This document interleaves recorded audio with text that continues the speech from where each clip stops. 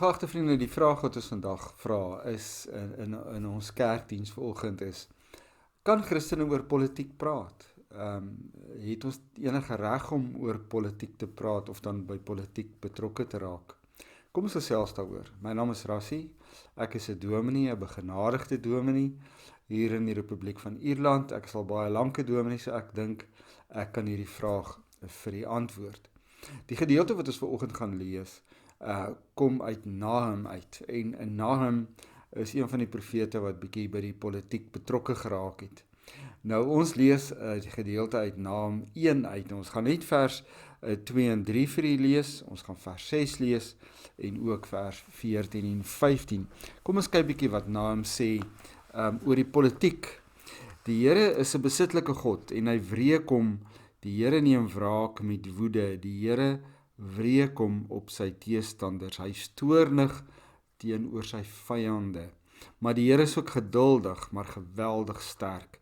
Die Here laat beslis niks ongestraf laat bly nie. Deur die donderstorm en orkaan loop sy pad.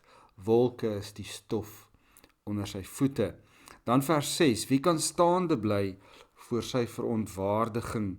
Wie kan sy brandende toren weerstaan wanneer sy woede uitbars soos 'n vuur spat rotse voor hom uiteen? En dan die laaste 2 versies.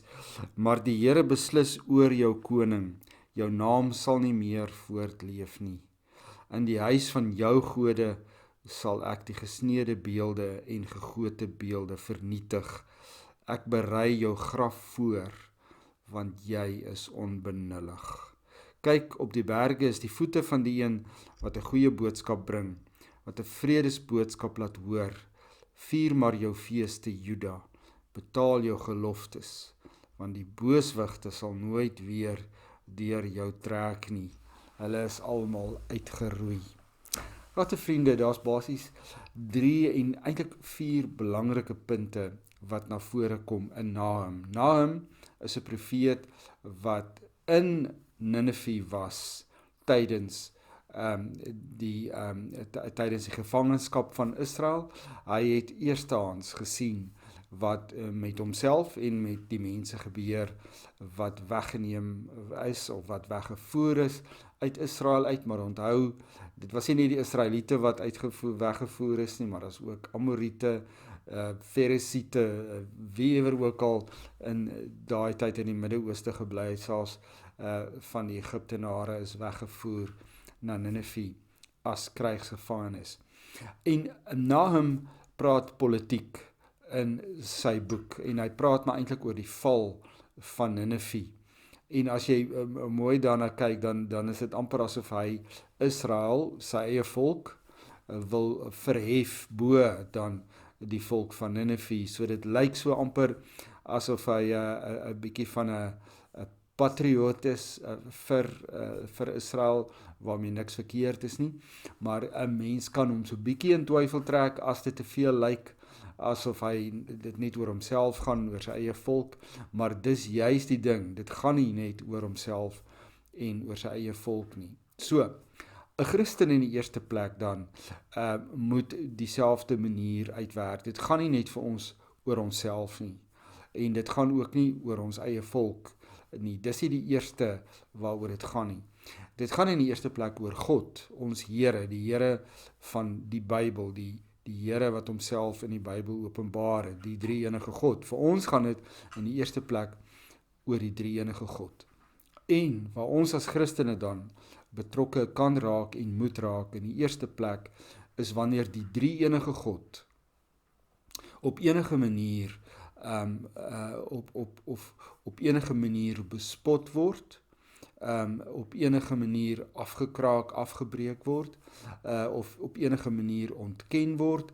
So enige goddelose optrede, vyhandige optrede, teen die drie-enige God, is natuurlik vir ons as Christene 'n bekommernis. En dis dalk die eerste ding, wanneer ons oor politiek dink en oor politiek praat, wat ons raak kan sien en waaroor ons dan 'n mening kan vorm, is dat 'n sekere regering, 'n sekere persoon in die regering is in opstand teen God, hy haat God, hy vloek God, en deur sy optrede wys dit baie duidelik dat hy met God niks uit te maak wil hê nie. Nou, naam sê, dat God wreek homself teenoor sulke persone. Nou die woord wraak is weer 'n gevaarlike woord, nê?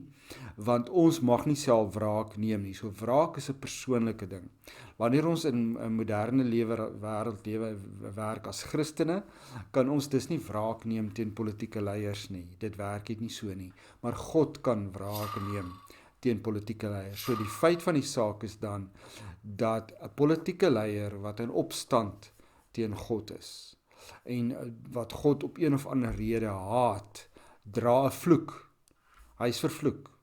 Dis 'n feit wat ons 'n naam sien. So dis die eerste groot ding dan is dat 'n politieke leier wat die drie enige God haat, die drie enige God vloek, die drie enige God misken, is onder 'n vloek. En hy sal onder 'n vloek bly. Maar vriende, jy weet natuurlik dat God 'n genadige God is en 'n geduldige God is en ook graag mense wil sien dat hulle gered word. Maar as hulle volhard in hulle sonde in die eerste plek, dan natuurlik is hulle vervloek. En soos die profeet Naam sê in vers 13, ek het jou graf voorberei, sê die Here, want jy's onbenullig. So, dis eintlik 'n tweede punt wat ons as Christene moet onthou. Wêreldleiers, politieke leiers is eintlik onbenullig en hulle moet ons nie slapelose nagte gee nie. Ek self was vreeslik belang gestel wat in die politieke wêreld aangaan, en ek het alles gevolg op sosiale media en op X en wat ook al, en ek het net op 'n punt besluit, ek gaan my nie meer moeg maak deur onbenullighede nie en onbenullige mense nie. Dit maak jou net moeg, vriende. Dit gee jou net 'n kopseer wat jy nie nodig het nie. God is in beheer. Hy sal hom wreek op sy tyd oor leiers wat hom nie erken nie en hom nie aanvaar nie. Die tweede ding, vriende, wat baie belangrik is onreg. Die oomblik wanneer daar onreg plaasvind, dan kan ons ore spits as Christene, want ons moet daaroor praat en ons moet dit uitwys. Ons moet 'n lig skyn op onreg, want ons is mos die lig van die wêreld. So ons moet 'n lig skyn op onreg. So wanneer daar ook al onreg gebeur, moet dit oopgevlek word. En wanneer onreg oopgevlek word, dan kan ons as Christene daaroor juig. Ons weet dat die volk van Israel teen God in opstand was en dat die volk van Israel teen God gesondig het. Maar dit gee ons nie die reg om neer te kyk op die volk Israel nie. So, wat eintlik dan hier na vore kom is, al het jy teen God gesondig en al word jy vir 'n kort tydjie deur God getuigtig, mag niemand op jou trap omdat jy deur God getuigtig word nie. Die feit van die saak is, vriende, dat jy nog steeds, altyd, met respek behandel moet word deur ander mense. Wanneer jy deur God gestraf word, is dit God se pad wat hy met jou loop. Dit is nie die reg dat ander mense nou ook op jou kan trap en jou ook kan sleg behandel of sonder respek behandel nie. En dis presies wat eintlik hier met die volk Israel gebeur. Hulle is onder die straf van God. Hulle word weggevoer na 'n vreemde land toe. En omdat hulle teen God gesondig het, maar die vreemde nasie wat hulle wegneem en onder wie se mag hulle nou staan, hulle mag misbruik nie, mag nie onreg teenoor hulle laat plaasvind nie. En dit is die tweede groot rooi of die derde groot rooi punt in ons politieke lewe as Christene, is dat ons uiteindelik oor die onreg moet praat en dat ons 'n lig daarop moet laat skyn. So, 3 punte nou. Die eerste een, baie belangrik, dat God hom wreek op mense wat hom nie erken nie. So, wanneer politieke leiers God nie erken nie, dan staan hulle onder 'n vloek. Maar dit is 'n ding tussen God en daardie persoon of mens of groep mense of wat ook al. Dis nie ons taak om te wreek nie. Die tweede ding is, politieke leiers eintlik onbenullig. So ons gaan nie slapelose nagte hê oor hulle nie. En dan die derde ding is, dat die onreg moet definitief aangespreek word. Wat is die vierde ding, vriende? En hier kom eintlik nou ons groot taak na vore. Nahum praat van die een wat die goeie nuus bring. En interessante ding wat Nahum eintlik hierso sê is, die goeie nuus wat kom, is nie regtig politieke mag nie, dit word nie genoem nie.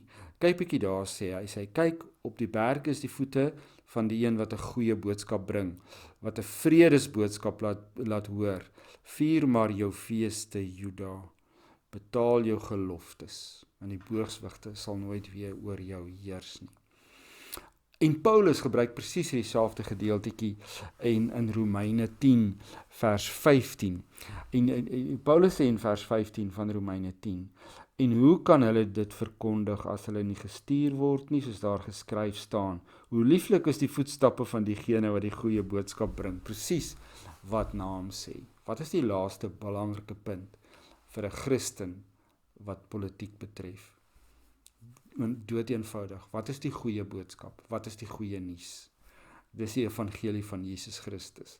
So, wat die Bybel eintlik vir ons sê is, ons moet die evangelie van Jesus Christus verkondig aan korrupte politici.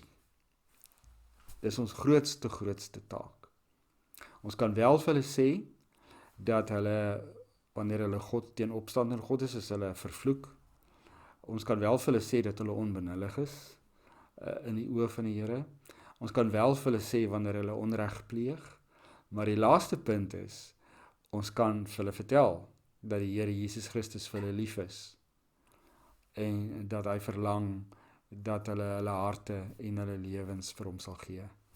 En dis die belangrikste boodskap wat ons as Christene kan gee. Dis die goeie boodskap, die mooie boodskap, want Romeine, Paulus praat in Romeine eintlik maar oor die verkondiging van die evangelie. Dis die goeie boodskap vandag.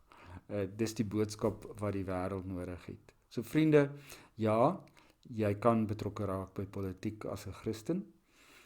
Jy moet die onreg uitwys.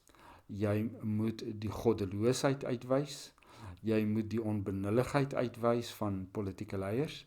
Maar die belangrikste is, jy moet die evangelie aan hulle oordra. Jy moet die goeie nuus vir hulle bring. Paulus het so verlang om deur die Romeinse regering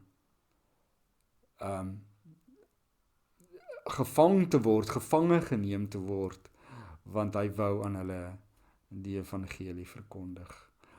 Vriende, die wêreld het dit nodig. En as daar dan een politieke ding is wat ons kan doen, is dit om die evangelie te verkondig aan korrupte politici. Amen. Hemelse Vader, Here help ons om die lig te laat skyn oor onreg, om die goddeloosheid uit te wys, die onbenulligheid uit te wys, Here, maar die belangrikste is, geef ons die krag, die wysheid, die insig, die selfvertroue, die moed om u woord te verkondig aan politieke leiers, aan korrupte politieke leiers, u liefde te verkondig aan korrupte politieke leiers. Geef vir ons die krag daartoe. Amen.